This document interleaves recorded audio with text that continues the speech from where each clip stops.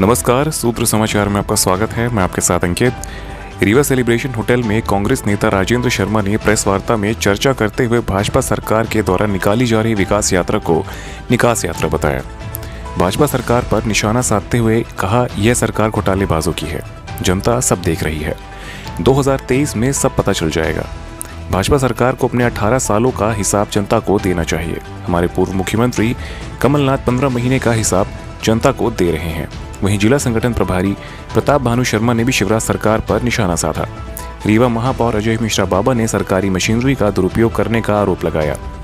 आइए आपको सुनाते हैं कांग्रेस के ग्रामीण अध्यक्ष इंजीनियर राजेंद्र शर्मा, जिला संगठन प्रभारी प्रताप भानु शर्मा और महापौर अजय मिश्रा बाबा ने क्या कुछ कहा। देना चाहिए कि इन्होंने कुल अभी तक कितनी घोषणाएं की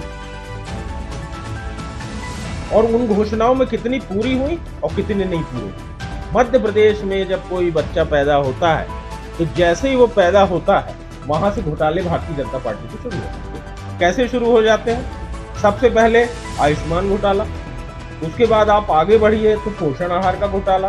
पोषण आहार के घोटाले से निकल के बच्चा जैसे स्कूल में जाता है तो छात्रवृत्ति घोटाला, छात्रवृत्ति घोटाला से ऊपर निकलता है तो यूनिफॉर्म का घोटाला, और इसके बाद आप मानिए जब वो युवा हो जाता है, रोजगार मारता है तो व्यापक घोटाला। पैदा होने से लेके और नौकरी पाने तक सिर्फ घोटाला। इसके बाद भगवान के साथ घोटाले शुरू होते। महाकाल का निर्माण किया, उसके नाम पे पता नहीं कितना अरबों का खेल हो जाता है।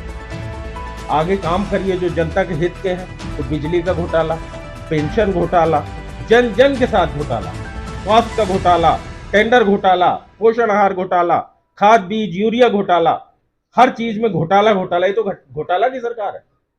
इनको तो ये जवाब देना चाहिए, इन घोटालों पे जवाब देना चाहिए। भारतीय जनता पार्टी की असफलताओं अगर आप गिनाओ तो शिक्षा के क्षेत्र में सबसे फिसड्डी आप ही लोगों ने भी छापा, स्वास्थ्य के क्षेत्र में मध्य प्रदेश फिसड्डी, निवेश की इतनी बड़ी बड़ी बात करते हैं, कहाँ है निवेश? मध्य प्रदेश का निवेश दिखाओ। मैं तो पास का उदाहरण आपको देता हूं कि आप यहीं देखो, कुछ दिन पहले बहुत प्रचारित हुआ था कि कौन कौन सी कंपनियों ने सिरमौर के पास जमीन ली थी। 35 MOU हुए थे और उन 35 MOU में एक भी इंडस्ट्री सिरमौर में किसी को दिखी? जमीनें ले ली गई, सरकारी जमीनें दे दी गई, किसानों की जमीन ले ली गई, उन जमीनों को बैंकों में रख के पैसा ले लिया गया। और कहाँ है वो? जब हमने ये रीवा का बड़ा घोटाला कहलाएगा। ये रीवा का बड़ा घोटाला है और बड़ा घोटाला है। और हम लोग रीवा में रहते हैं तो हम लोग ये घोटाला मिल गया हम लोग को। पता नहीं ऐसे घोटाले मध्य प्रदेश में कहाँ कहाँ कितने हो रहे हैं। अच्छा, जब उन्होंने पर जनता हिसाब मांग रही, आपने देखा गंगेय में क्या हुआ? जनता विकास यात्रा के सामने आ गई।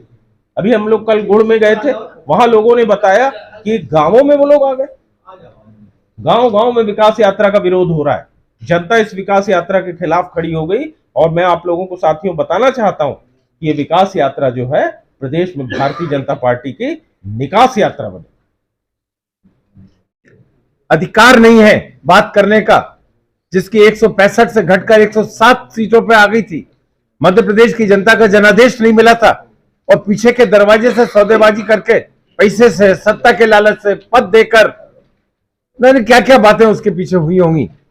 ऐसी भ्रष्ट सरकार को इस तरह की बातें करने का कोई अधिकार नहीं है। वो अपने गिरेबान में झांक कर देखें, जन्म से लेकर नौकरी देने तक जो घोटाले अभी अध्यक्ष जी ने गिनाए हैं, ये सच्चाई है, ये दर्पण है भाजपा सरकार का जो कांग्रेस की तरफ से दिखाया जा रहा है कि आप अपने गिरेबान में झांक कर देखिए कि जनता के साथ कितनी योजनाएं आपने लागू की हैं और कितने घोटाले इन 17-18 वर्षों में हुए हैं। घोषणावीर कुछ भी कहते रहे, झूठ बोलने की मशीन हो गई हो, घोषणा करने की, मैं तो घोषणा करने की मशीन हूं, स्वयं शिवराज सिंह कहते हैं। आप बताइए, आप जनता के सेवक हो या घोषणा करने की मशीन हो? और जनता को आप क्यों गुमराह कर रहे हो? गलत जानकारी के आधार पर जो काम हुए नहीं उनका श्रेय लेना चाहते हो। जनादेश जनता ने दिया नहीं, सरकार में बैठकर आप कुर्सी को हथिया रहे हो पीछे। माने लोकतंत्र में ऐसा आयाराम गयाराम का काम, सौदेबाजी का काम मध्य प्रदेश में कम से कम मैंने तो नहीं देखा 40-50 वर्षों के जीवन में, कभी राजनीतिक जीवन में कैसा हुआ हो। परंतु नगर निगम में जो इस तरह के भ्रष्टाचार थे उस पर अंकुश लग चुका है। आगे भी हमारी ये मंशा है कि जिस तरह भारतीय जनता पार्टी के 20 साल के शासनकाल में भ्रष्टाचार हुआ है वो सारा भ्रष्टाचार हम रोक देंगे। 23 साल भारतीय जनता पार्टी के महापौर, अब 15 साल राजेंद्र शुक्ला जी यहाँ विधायक थे और मंत्री थे पावरफुल, पर उन्होंने इस शहर के छोटे से शहर को विकास नहीं किया। और 7 महीना में जो जनादेश रीवा की जनता ने एक सेवक को दिया है, उसने ये साबित कर दिया है कि विकास इच्छा शक्ति से होता है, अपने मन से नहीं होता है। और मेरी इच्छा शक्ति थी और मैंने विकास के लिए जनता का साथ लेकर विकास चालू किया। उन्होंने रीवा का विनाश करके सिर्फ रीवा की जमीनों को बेचने का काम किया। हमारे माननीय अध्यक्ष जी, प्रभारी जी, हमारे शहर अध्यक्ष जी, हमारे संगठन के शहर सचिव, जिला के सचिव, महिला कांग्रेस की हमारे प्रदेश महामंत्री सब बैठे हुए हैं। 290 एकड़ जमीन हवाई पट्टी के किसानों की अधिग्रहण की गई। 2011 से गाइडलाइन बंद कर दी गई। सब जगह के रेट बढ़े, पर चौराटा के, उमरी के क्यों नहीं बढ़े?